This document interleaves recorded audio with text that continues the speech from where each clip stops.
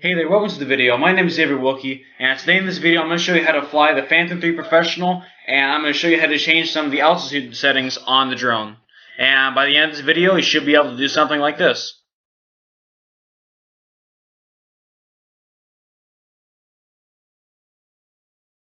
Now, if you weren't here for our first video on how to prepare the Phantom 3 Professional for flight, please go back on the page and watch that. If you don't watch that and follow the instructions, then you will not know anything about what's going on in this video. So if you haven't done so already, please go back and watch that video.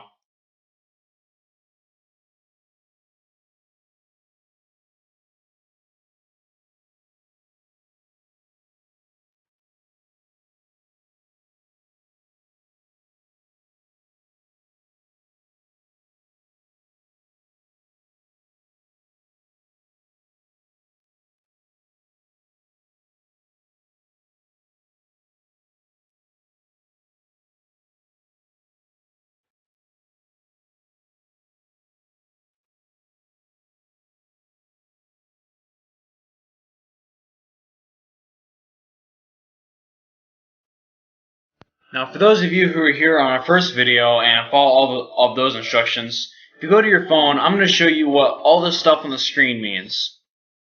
Now, the map on the bottom left-hand corner, that is what Google Maps sees. That is where you are, where your drone is, and what direction your drone is facing.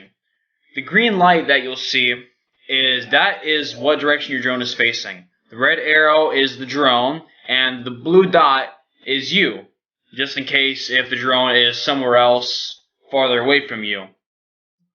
Now, above that, on the left-hand side, you'll see a square with an arrow going up and a box under it. That is the liftoff. Now, if you press that button, it'll give you a slide, and what it will tell you is that when you take off, it will hover about 4 feet above its takeoff point. You'll slide that across and it'll take off. The one under that, the circle with an H and the arrow going into it, that is landing. That is basically telling you you're going to land, and that's the same thing. You'll slide that to land, and it will land itself. You don't have to do anything. Just make sure that it's at a somewhat even ground when you land. Next to the map on the bottom, going from left to right, you have your altitude, you have your distance away from the controller, you have your vertical speed, your horizontal speed, and your camera settings. Up on the top row, going from left to right, you have your home page, your satellite strength, whether or not it's safe to fly, and whether or not you have GPS, how high quality the data being sent back to the controller is, your drone battery life, and your setting menu.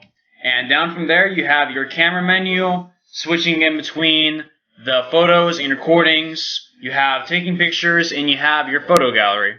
Now, going back to your controller, I'm going to show you how to fly the drone.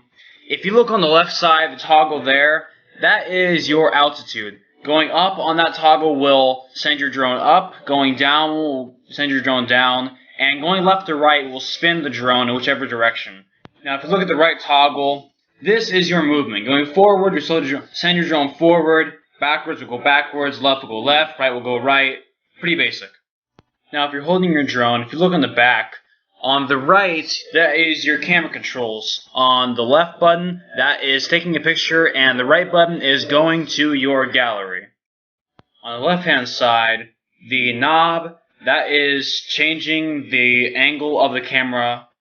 The little switch is changing what type of recording you have, and the button is hitting record, making it stop.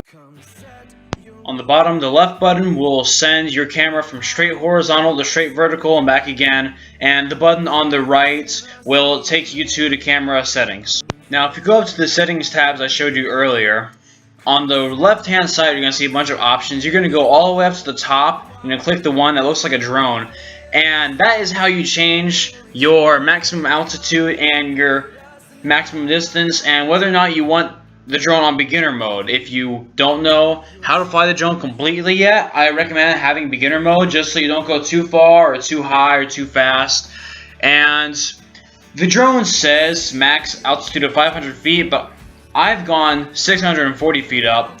So I guess it just depends on what conditions and what terrain you're in. Now, distance limit, I don't recommend going very far just because if you aren't experienced, then you won't know where you're going if you don't see the drone.